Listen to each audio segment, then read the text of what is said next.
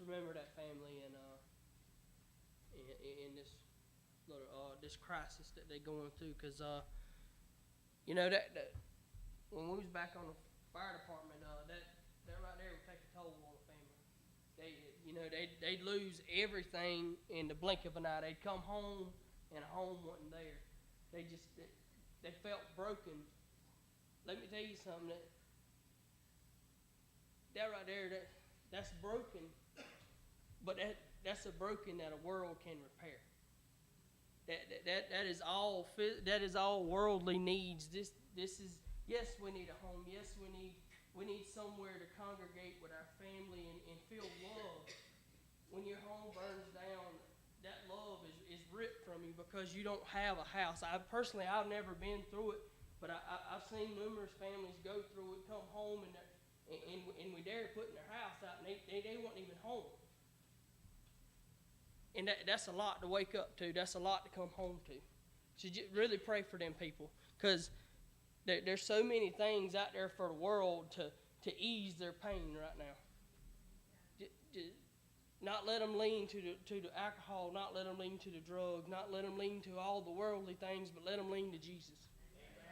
That should be your prayer. Not praying for the home, not praying for their family to stay together, but make sure that their family stays together and stays on Jesus.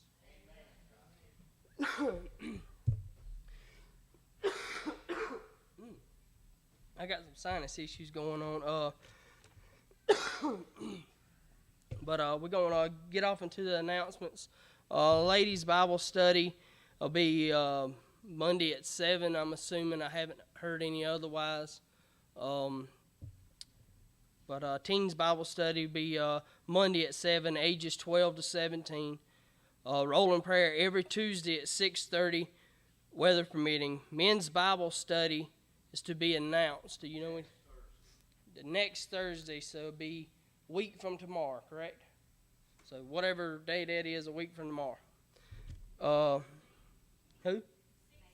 The 16th. All right, it's going to be the 16th, men's Bible study. Ministry meeting Friday, May 17th at 7. Men's meeting Thursday, May 23rd at 7. Ladies meeting Thursday, June the 6th at 6:30. And these men's meetings and these women's meetings, I'm not sure on who's going to be speaking this time or on either one of them, but they are a blessing to me to go to the men's meeting. I encourage each and every one of you to get out and go to these meetings, because that's the time to fellowship and learn just a little bit more about your Jesus. Let's see. Table will be set up in the foyer. It is now for Amanda and Bradley Bird. Amanda Farmer and Bradley Bird, and their wedding will be this Saturday, 4:30 at the Camden Shrine Club. I get that right? There you go. Graduation Sunday to be announced. If you are graduating, if you know someone who's graduating, whether it be preschool, middle school, high school, college, whatever it may be, see the preacher cotton. Let's see. Preacher's birthday. Okay. Yeah, we done that. All right. I think that's all the announcements. If I haven't missed any, if I have, you can kick me after church. Anyways, let's go ahead and get the men up and do the offering.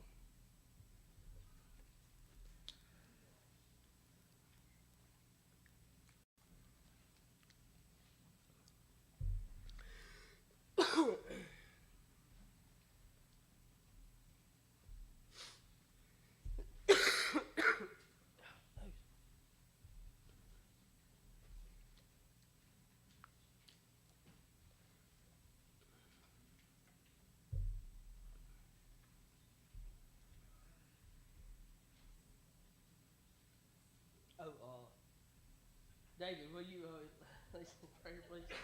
Let's offer. Thank you, dear Lord, for this day, Lord. I thank you, Lord, for this day. Thank you, Lord, for taking me, Father. Lord, I pray for these ones that lost loved ones, Lord, this past week. Provide trust in their lives, Lord. People that lost their homes, Lord. I pray you come to them. Take care through this day. They're the ones in my family, Lord, that's lost their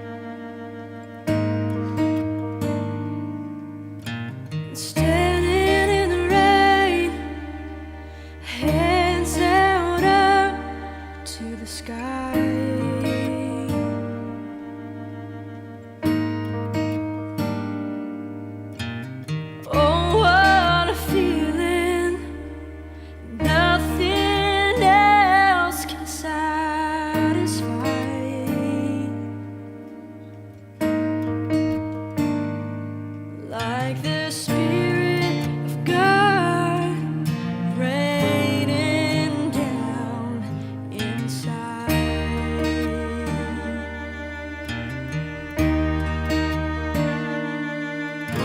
And Lord, I'm thirsty. Let your Spirit pour.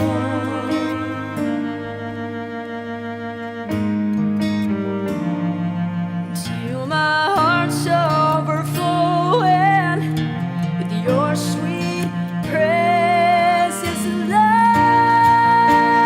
Let it rain.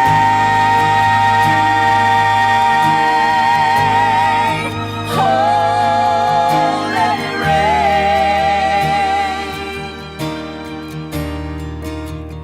Let it rain.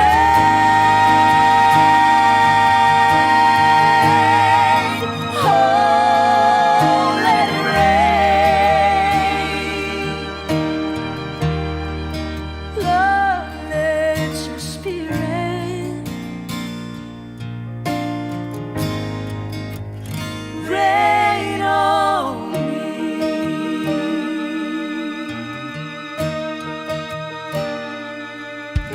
Drop every desert with no chance to survive.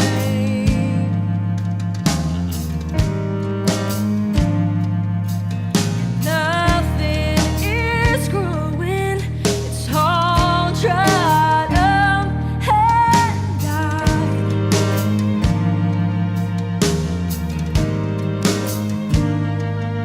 Lord, that's how I'd be without your Spirit inside.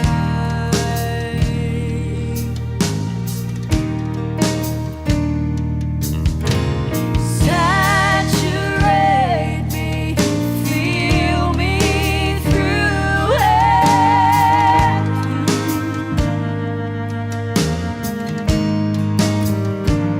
just let me be an example of what your Spirit can do. Lord, let it rain. Oh, let it rain.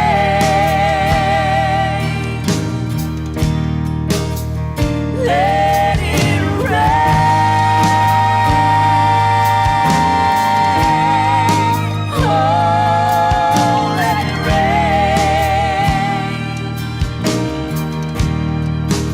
Lord, let your Spirit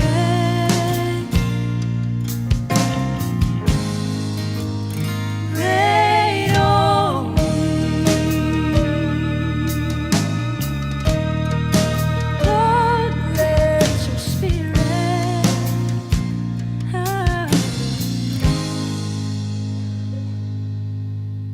rain on me.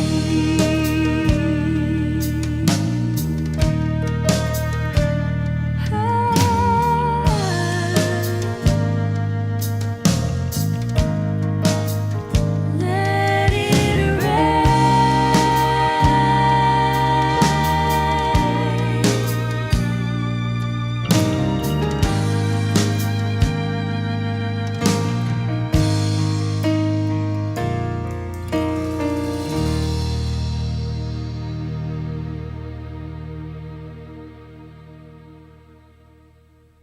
Amen. Miss Joyce, right? She's gonna come up and sing, and yeah, she's gonna come up and sing. Tyner will be here Sunday morning to do special music. That's what I was told. I'm just the messenger. Don't shoot me. Pop, what you need? Now, she didn't say, she didn't tell me to do this, but I'm gonna say it. I'm gonna say it.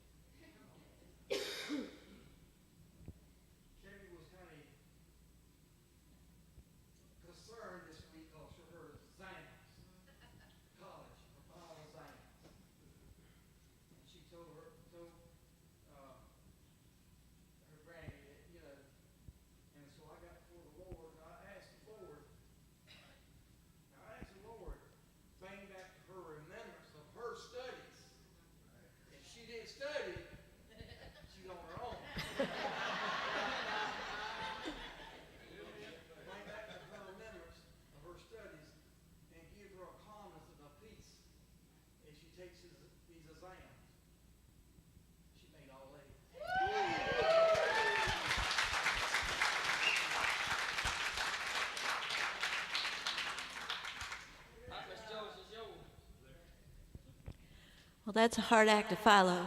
Congratulations. But you know that song that Brother Kenny played? It means so much.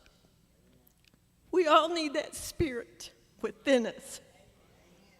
That's my song. Every morning I play that song because I want that spirit within me and I want to do right for God.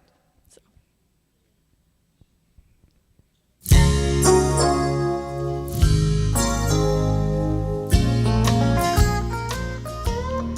Life is easy when you're up on the mountain and you've got peace of mind like you've never known.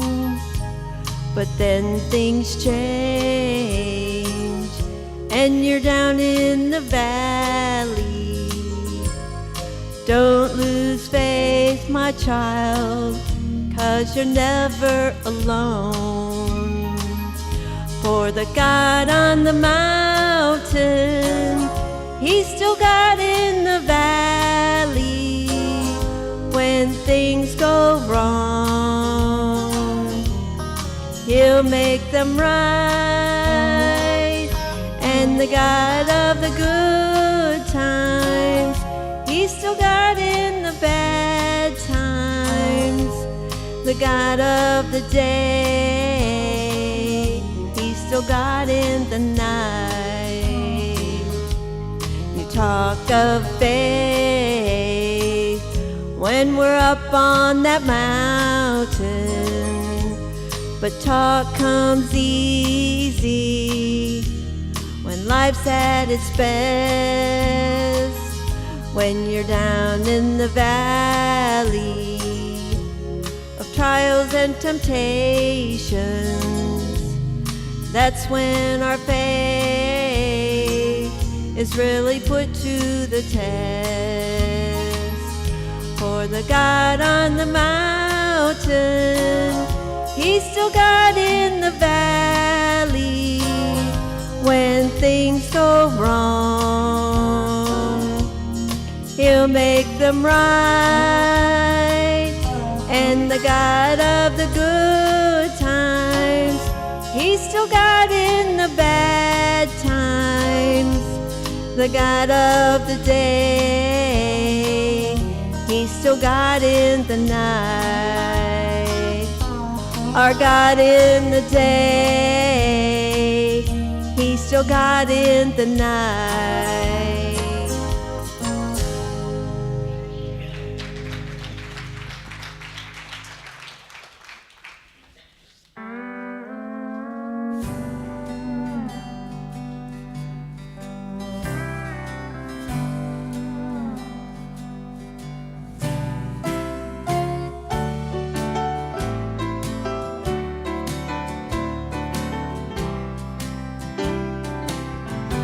I'm satisfied with just a cottage below,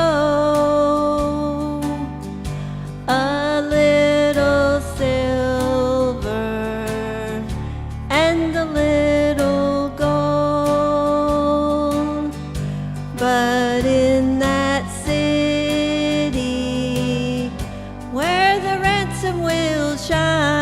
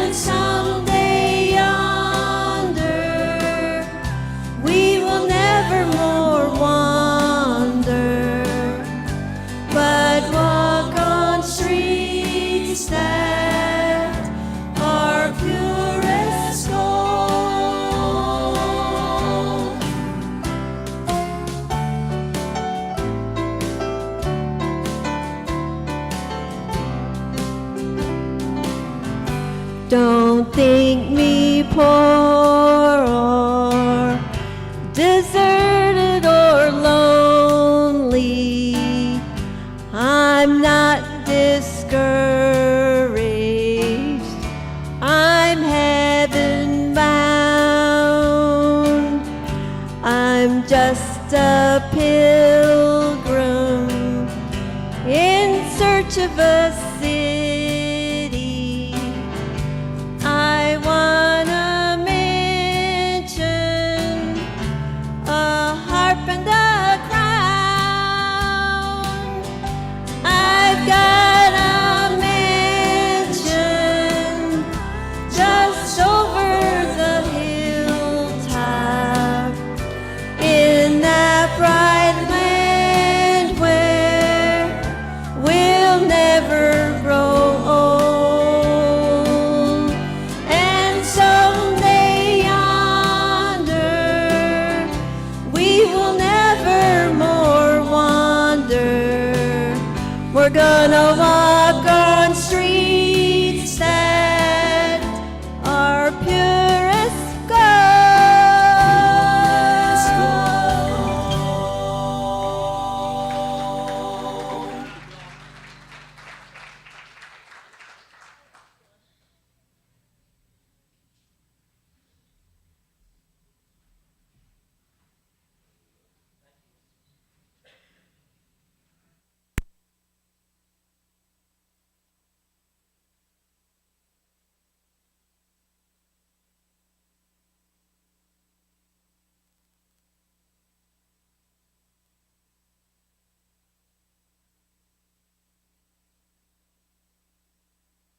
Turns green, it helps.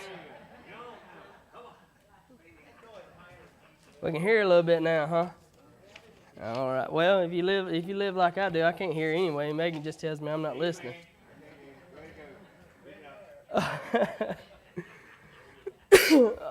Amen.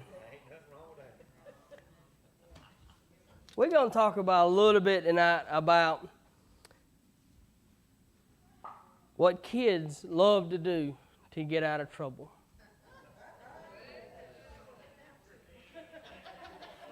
We're going to talk about lies. And we're going to talk about the lies that every person in this room tells themselves. We're going to talk about the lies that nobody wants to talk about. Why? Because I got my feet stepped on, so are y'all.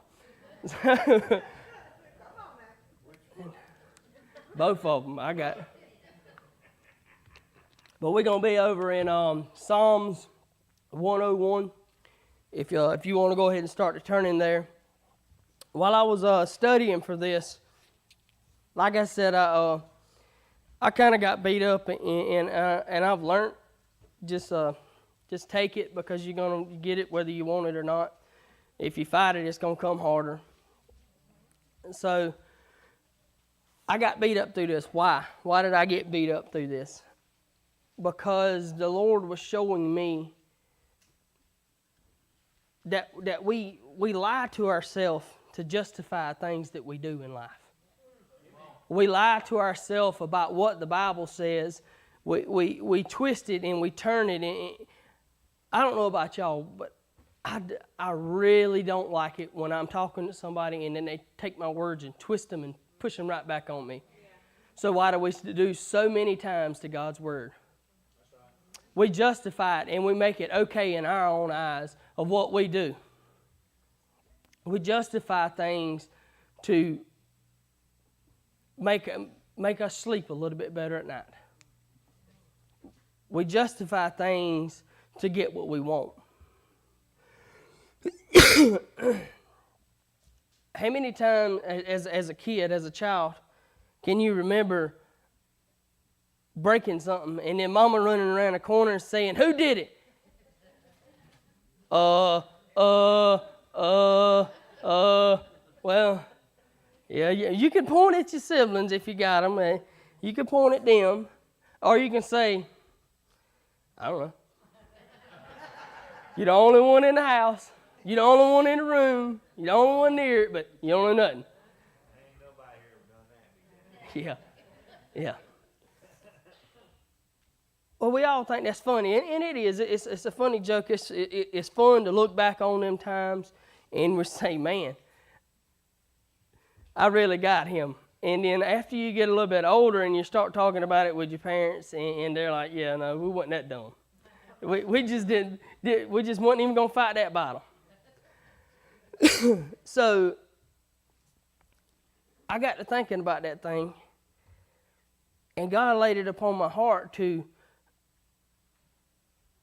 we're going to talk about these 3 points, and I'm going to go ahead and tell you, I may be getting a little ahead of myself, and our 3 main points, and our 3 main lies that we tell ourselves each and every day to justify what we do. Get that out of the way. Point number 1, no one will ever find out. Point number 2, that's just the way I am. And point number 3, I can do it tomorrow. So as we go through this scripture, we're going to find out how that is so wrong in so many different ways. And when I was reading these scriptures, I mean, it came to me just, I love it when I get in there and I get in front of that computer, and man, I couldn't stop. Most of the time, I pray, and usually I have two weeks to get my sermons together. I'll pray about it. I'll say, God, show me. Somehow or another, show me what you would have me to talk about, to preach on. Give me the message. Well, I got in there. I sat down. I said my prayer. I said, God, show me. Before our computer could start up, there it was. That first time it's ever come that quick. And I loved it because it was just boom, boom, boom, boom, boom, boom. And it was just full of greatness. There was none of me in it, and I loved it. Because I couldn't come up with this. I couldn't come up. Why? Because I was lying to myself. Why? Why was I lying to myself? To justify it. But why did I not know it was a lie? Because I have told myself that lie so many times, I believed it. Seeing is believing. Believing is seeing. Eventually, preacher says, I can lie to somebody and tell them I'm a country music star. You tell enough people that, and he'll start believing that he can sing. He sings in front of enough nice enough people not to say that you really stink, that he'll start believing it. If you tell yourself so many times the same things over and over and over and over, people that are depressed, they lie to themselves so many times, I'm okay, I'm okay, I'm okay, I'm okay. Well, when they finally break and they go and try to get help, and the first thing they say, well, what is wrong? And you say, no, I'm fine, I'm okay. Why? Because you've told that lie so many times, that lie is no longer a lie, it's the truth in your eyes. But it's still a lie in everybody else's. It's still a lie in God's eyes. Just because you believe it, don't make it true. But if you will, go ahead and turn your Bibles over to Psalms 101, and we're going to be reading verses 6 through 8.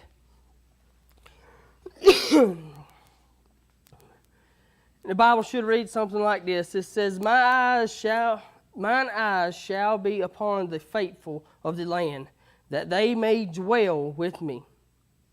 He that walketh in perfect way, he shall serve me. He that worketh deceit, shall not dwell within my house.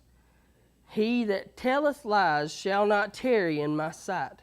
I will early destroy all the wicked of the land, and I will cut off all wicked doers from the city of the Lord. Let's pray. Our gracious Heavenly Father, Lord, I do thank you, dear Lord. Dear Lord, I just thank you for the opportunity, dear Lord, to stand behind the sacred desk once again, dear Lord, and deliver the message you have gave to me. Right now, dear Lord, I just pray right now you would empty me of everything that is me and fill me with everything that is you. Let them not see me, Lord, but hear you, dear Lord. Dear Lord, I just pray right now, dear Lord, the message that we have gathered together, dear Lord, I pray, dear Lord, that it would come out just the way you gave it to me. Dear Lord, I just pray that I would be nothing of this, dear Lord, and you would be everything, dear Lord. Dear Lord, I pray your name be glorified through it all. Dear Lord, I thank you so much for what you're going to do in this place tonight. In your precious Son's name I do pray. Amen.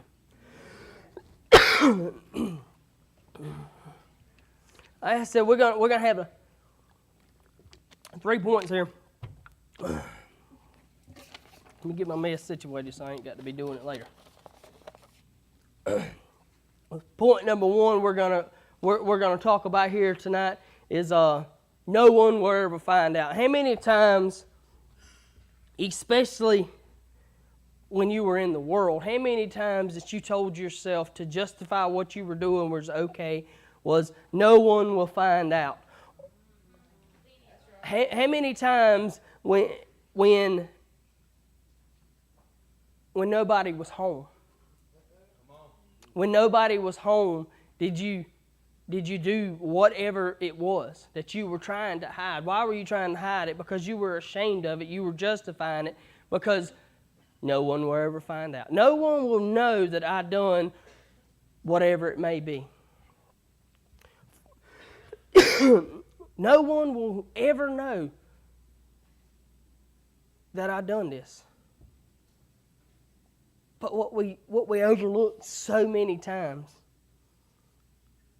you're right. No one may ever know. Your wife may never find out. Your kids may never find out. Your mom, your dad, whatever it may be. But not anyone, but the one is what you really need to be worried about. And that lie, no one will ever find out. That is so true. No one may ever find out. You can hide it. You can be the greatest liar in the world. I mean, spit them off the top of your head. And it'd be A-okay. But you forget about the one that sees all, that hears all, that knows all. But it's like I said, it's just a way for us to justify doing dumb things. Dumb things that we know are wrong. How do we know that they're wrong? Because we're waiting until no one's around to do them. If they were right, then you would do it with whoever was there. So if you have to hide it, it's wrong. The way I kind of do it, the way I've told people before, they ask me, how do you know when you're doing something wrong? If you were going to do something, Jesus walked in the room and said, hey, what are you doing? And you couldn't tell him what you were doing, it's wrong.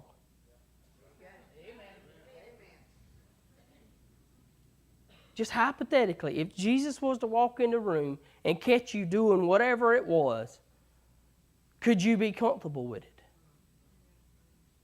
Would you have any doubt of what you were doing were wrong? If you can't, maybe you're not supposed to be doing that.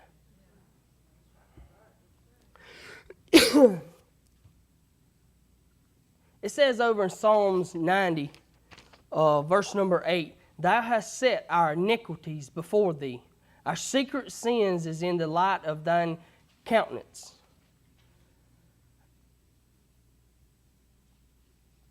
We tell ourselves that no one will ever find out. But it tells us right there in Psalms 90, no one will ever find out. But the day of judgment, you will have to answer for it, because his sin, your sin, is in his presence. His sin, or your sin, he knows about. your sin cannot be hidden from Him. There is no darkness. There is no shady spot with Jesus. There is no corner that you can hide or tuck these things back into. These things are laid out in front of the throne of Jesus. Just here it is, God, and you can't do nothing about it. That's just the way it is. So why do we lie to ourselves? Why do we lie to ourselves and continue to say, no one will ever find out? This is a lie that people use on them bad days. Man, I had a bad day at work. Really and truly, I've been having a rough week at work. Everything under the sun has been breaking. Sometimes you just can't fix stupid, but but everything under the sun has been breaking. And it would be so easy for me to say, man, old lady's got to work tonight. Christy's got the kids. I could do whatever I wanted to when I got home, and no one would ever find out. No one would ever find out. It's that excuse that we use to get over them bad days. It's that excuse that we use when we fall down and we fall down in our Christian walks, but yet when that hand of help comes out, we refuse to get it because we're hiding it because no one would ever find out.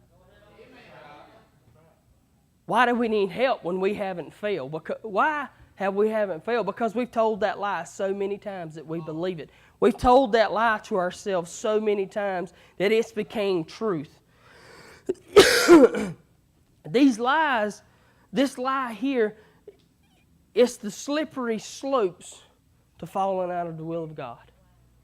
When you start lying to yourself, most of all, you're lying to Jesus. Second, you're lying to yourself. And I don't know about y'all, but I love me some me. I love Corey. Do you love you? They don't nobody love Corey like Corey. So why do we lie to ourselves? If you wouldn't lie to your wife because you love her, you trust her, you want her to be able to trust you, but yet we lie to ourselves. So should we trust ourselves? Should we love ourselves? How easy would it be for God just to turn His face on us and say, no, you're not going to lie to me and get away with it. You're not going to lie straight to my face when I know you're lying. Don't you love it? Whenever mama or daddy used to ask you a question just to see if you tell the truth, they already knew the answer. I worked for a guy. I worked for a guy like that one time. He would come, old bird dog and joker. He would come and he'd ask you if you done something, and he had done went down there and looked at it, seen if you done it or not. He see if you done changed that bearing or not. And God's the same way. Just in a little different, in a higher power, if you will. He's the same way in a higher power. You telling him, no, I didn't, but he already knows the answer. He's already been there. He's done seen it. You can't lie to God because He knows all, He sees all.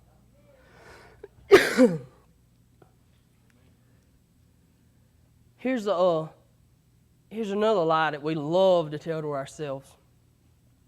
That's just the way I am.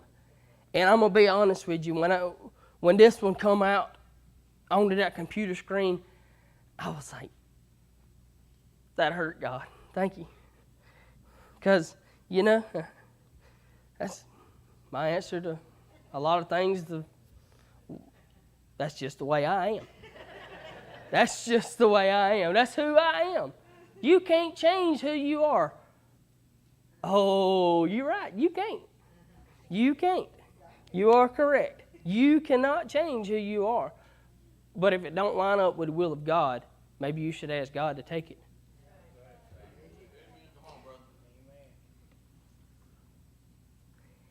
If you look over in Genesis 1, verse 27, it says, so God created man in His own image. And in the image of God created him, male and female, created he them. So if that's just the way you are, if you tell yourself or you tell your spouse or you tell your friend that's just the way you are, you just spat in God's face. Because God made you in his image to act like you, to act like him, to look like him, to think like him, to talk like him, to walk like him. You're a mirrored image of our Jesus. You're supposed to be. That's what we were intended for here on this earth. We was never intended for the lying, the drinking, the doing the drugs, the fornicating. We were never intended for none of that. That is all us. That is all us. There's no Jesus in none of that. There's no God in none of that. If God can't be glorified through it, why are we even doing it? Why are we wasting our time, our air, our energy? Time is limited here on earth. When we leave, days become years in heaven. But here, minutes. I remember it, I swear it was last week, we had Macy. She's 3 going on 4. She's walking around, running around, backsassing, bad as all get out now. But it was just last week. We waste so much time telling ourselves these lies to justify what we're doing. But now are we lying to God, but we telling God that he failed. We're not only lying to God, but we're telling God that he failed because we were made in his image. So if that's just the way we are, then we're telling God that he failed. There's no other way around it. God made us in his image, but we do things and we justify it. We justify it because it makes us feel good. It makes us sleep better at night. It makes us be able to look at somebody and be A-okay.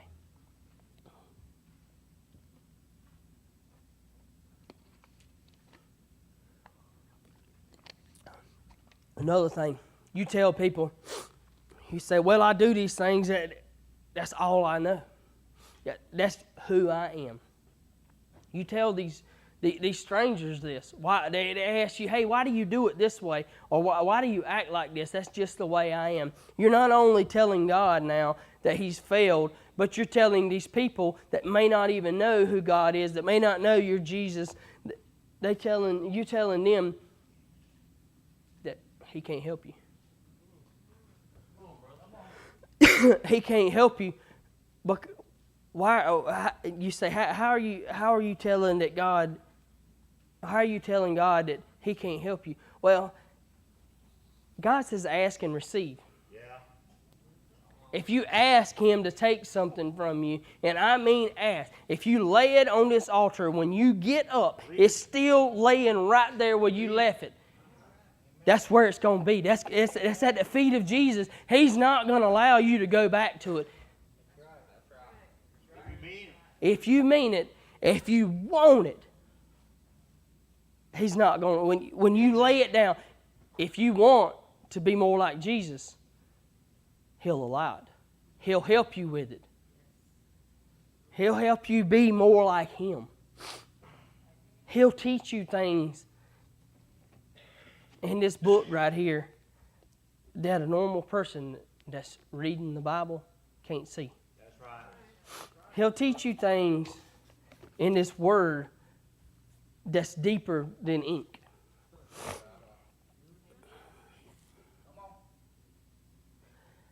We tell ourselves this lie. We tell ourselves that's just the way I am to fix problems. We fix marital problems with it. Why? How do you get that? We say, your wife's nagging you about something. I mean, just chomping at you about it. And you say, well, you knew I was like this when you married me. I mean, more than likely, You probably were, but that's still a way of fixing a problem with a lie. It's fixing a problem with a lie. It's fixing a problem with a problem.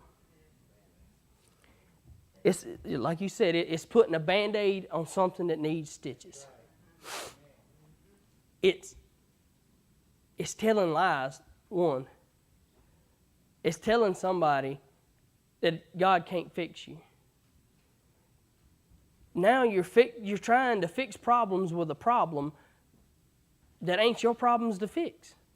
Lay them at the feet of Jesus. Amen. That's all He asks, is bring them to Him.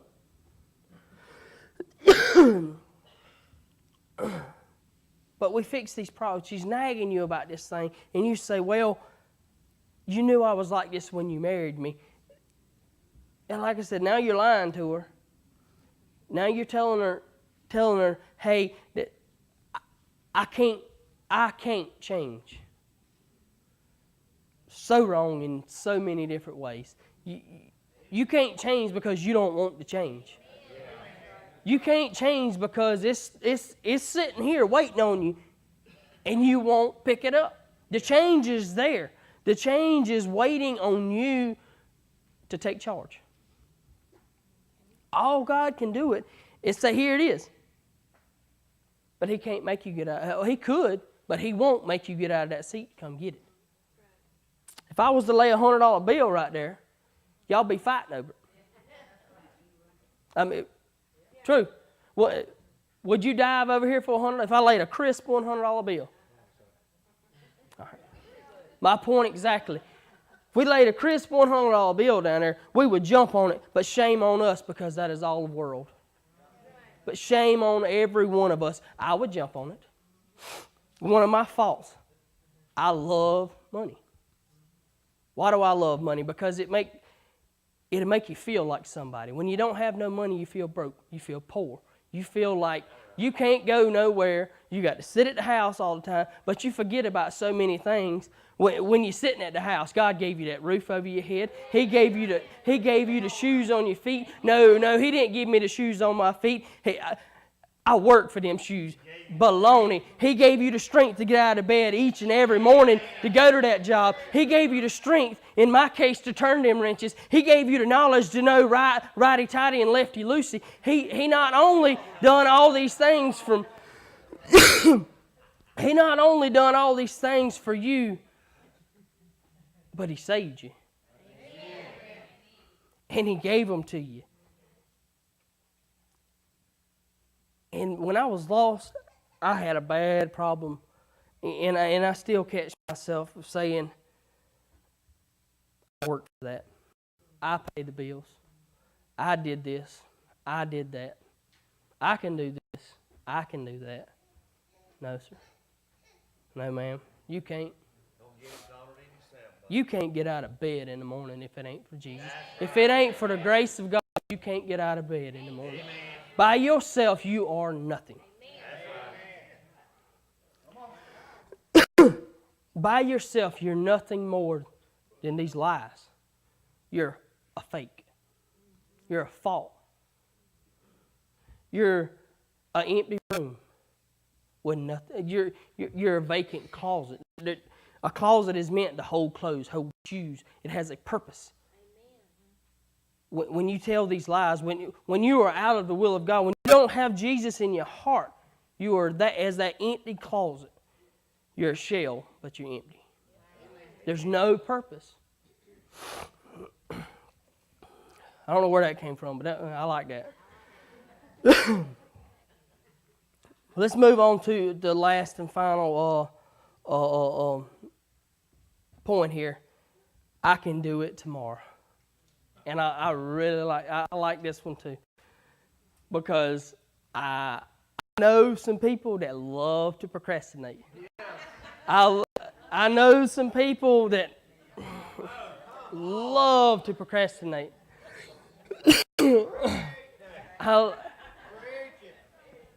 That procrastination can bite you in the butt so many times. I'm going to throw my wife under the bus for a few minutes.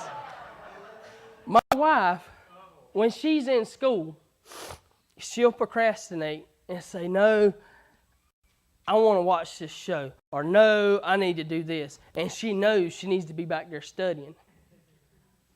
She knows that she needs to be back there on that computer studying or doing homework or just reviewing for exams or something. But she procrastinates and she said, no, I just don't feel like it today. I'll get it tomorrow. Well, tomorrow comes and something else, emergency just comes up and she just can't get to it. One of the kids gets sick or something and she just can't get to it. Well, this is Wednesday. Well, she's got a test on Thursday. Well, it comes test day and she ain't done nothing. I'm not saying that she's ever done this. My wife does great in school. To be a full-time mom, full-time wife, I couldn't ask for a better one. She's great. But I get my brownie points back.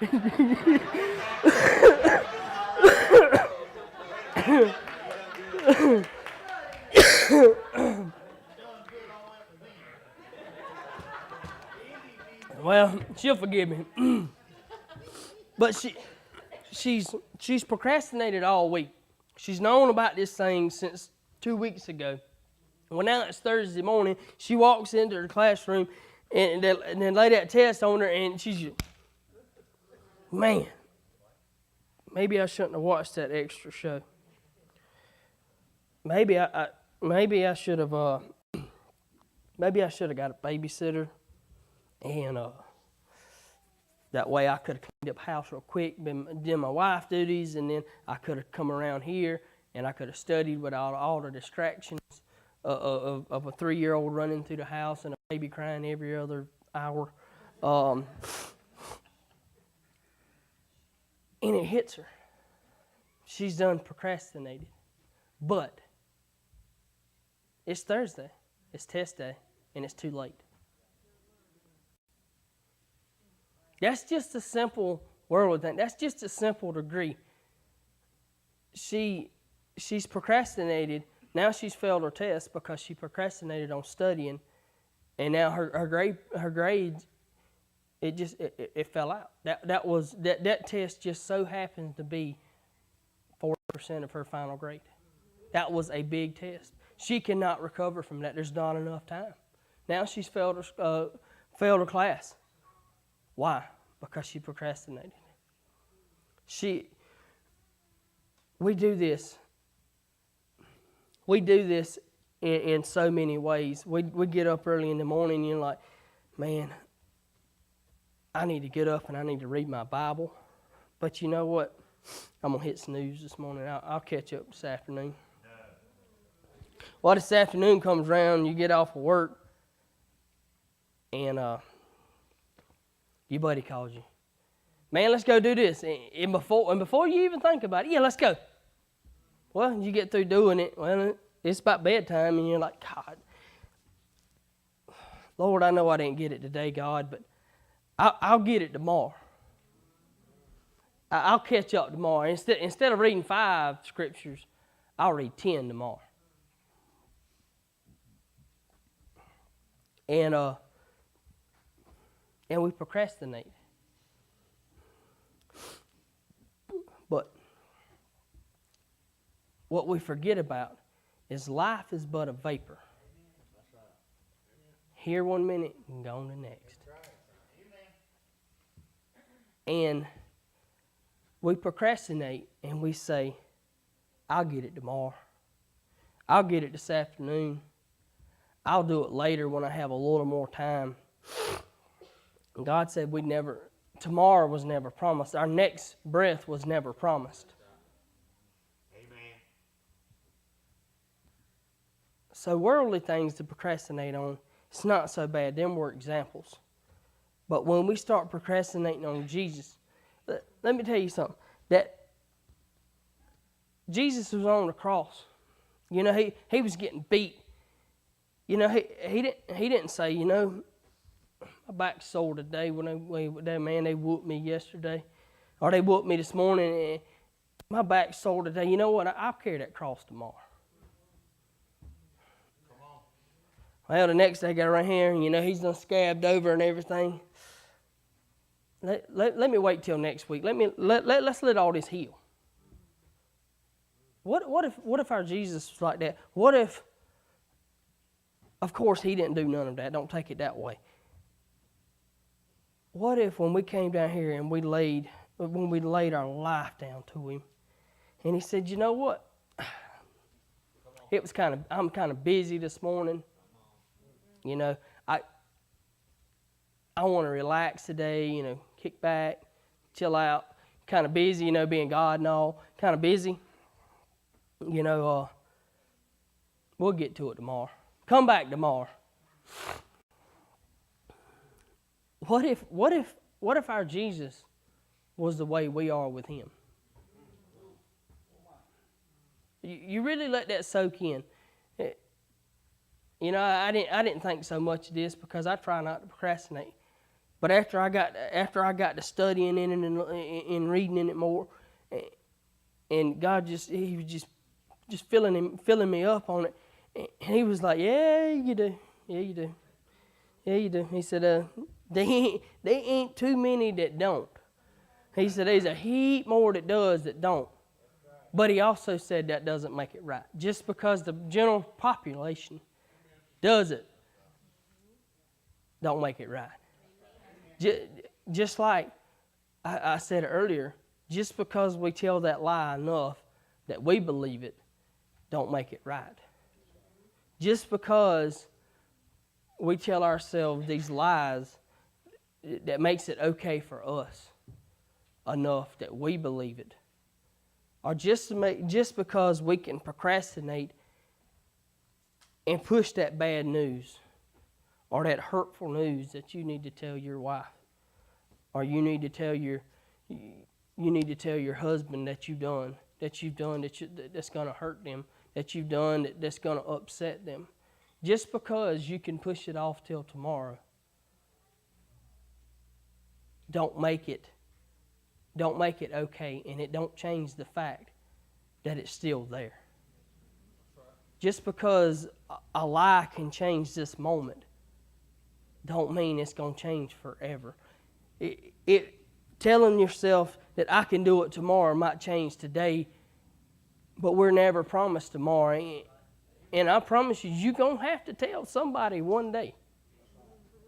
You're going to have to tell somebody one day. You might not have to tell that person that it's going to hurt, but you're going to have to answer for it.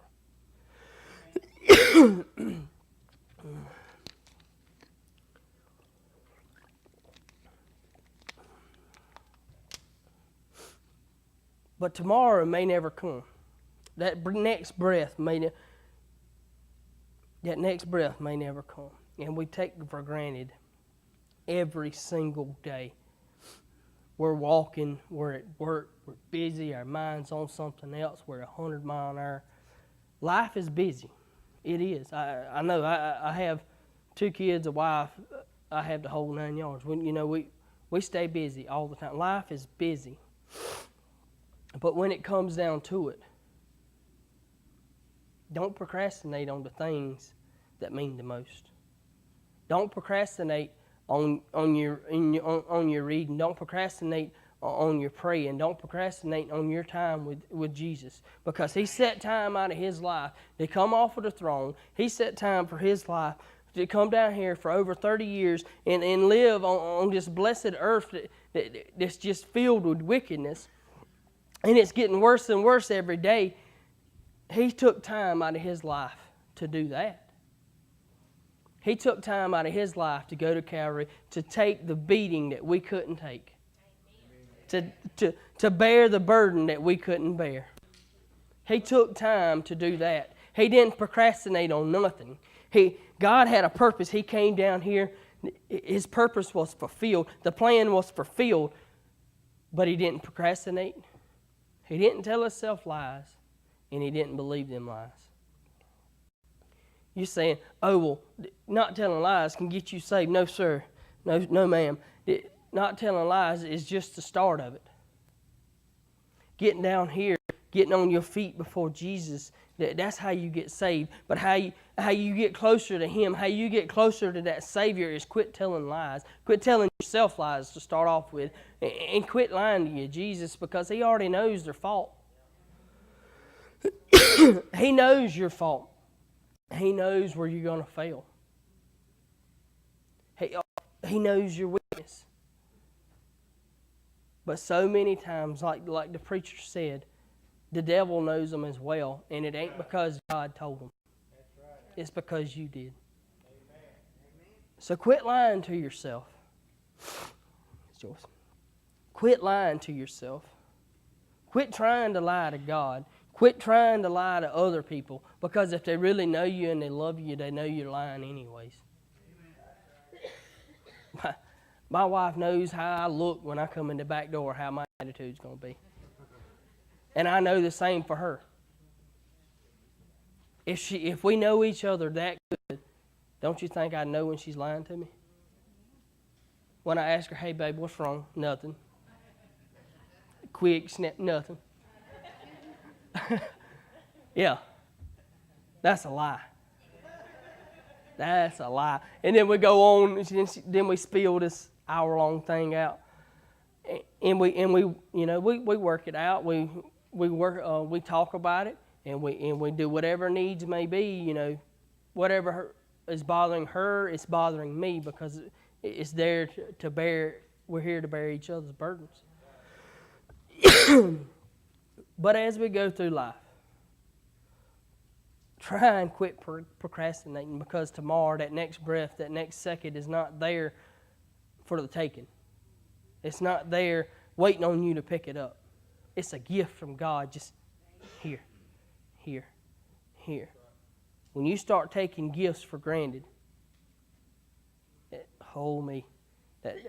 That's when things are. It's going to get trying when you start taking God for granted. Quit lying to yourself.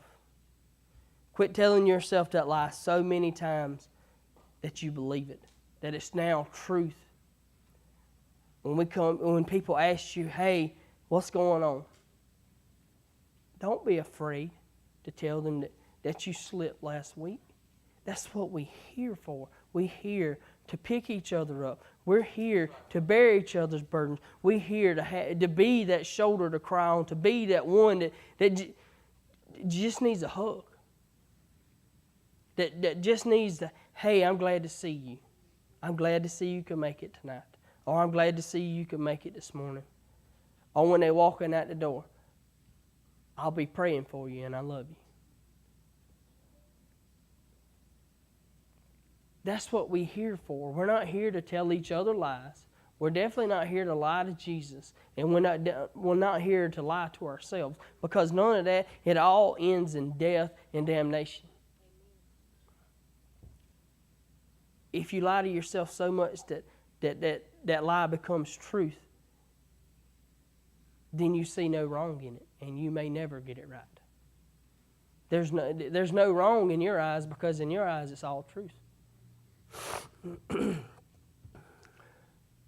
But if you would tonight, if you got anything, it may not have to be nothing about this sermon. If you have that burden that you just tired of toting around tonight, if you have that load that's on you tonight, it's just getting too heavy for you to tote, or you just don't want to tote, come lay it at the feet of Jesus, and please, when you get up, leave it here. You have that want in your life. You have that need in your life. You come down here at the feet of Jesus on this old-fashioned altar and ask for it and believe in it. Don't just ask for it and say, God, I hope you'll get it. No. That's not asking. That's a hope. God said ask and receive. Believe when you ask that you're going to receive it. Believe that blessing's going to come to you. Go ahead, Miss Joyce.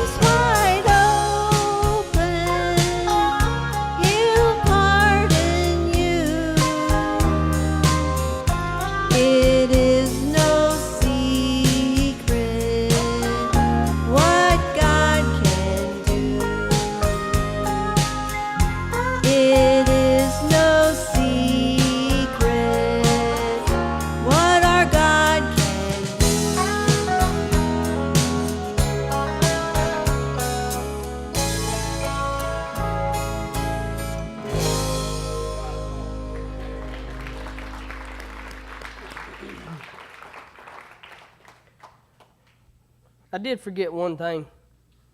A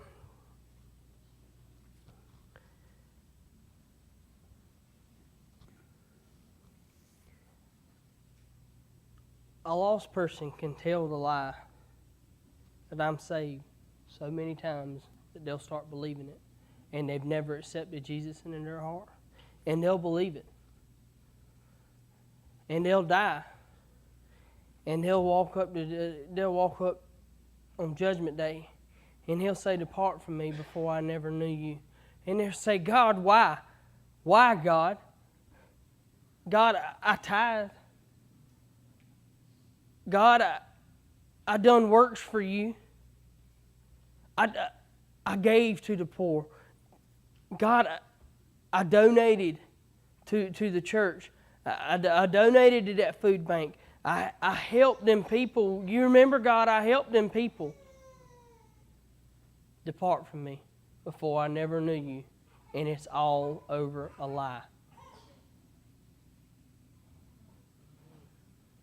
Think about that. How many times during your everyday week do you meet somebody new and you say, "Oh yeah, I'm a Christian," and you can see it all over them? You can just see the world all over them. But yet they lay their head on their pillow every night, believing that they're a Christian. You can tell yourself the same lie over and over and over and over until that lie becomes your truth. And others may be able to see the truth, the real truth. Just like when you meet that stranger and you say, "Hey, can I pray with you?" And at the end of the prayer, if you died today, do you know where you'd go? "Yes, sir, I know. I died and go to heaven, and I'm saved." And you just that spirit in them. That our spirits won't mingle. But yet they believe that if they died right that moment, they'd wake up in glory, because they've told that lie so many times.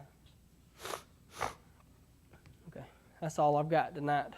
Anybody else got anything to add, concerns, complaints? If you do, see Corey. But anyways, I pray that y'all all got something out of that. Like I said, if nobody else did, I got my toes stomped, because that's just the way I am. And I really do. On a serious note, I just pray, dear. I just pray that maybe we don't tell ourselves lies, but maybe we know somebody who does. And maybe in a nice way, don't tell them that I said, "Hey, don't." In a very nice way, bring it up to them. Maybe bring it up, bring it to where they can see that truth again. Show them, if we're not doing it, it is left up to us to spread this word. It is left up to us to bear one another's burden. And a lie is a burden. I mean, it really is. It's a lot to tote. But nobody else has got anything. Matt, would you pray for close us out?